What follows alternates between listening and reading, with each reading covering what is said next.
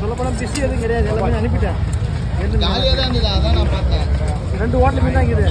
அந்த இவங்க 2 ஹோட்டல்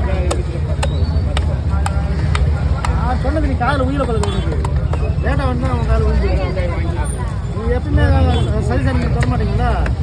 அதனால் உனக்கு செட் ஆகுது அப்படின்னு நான்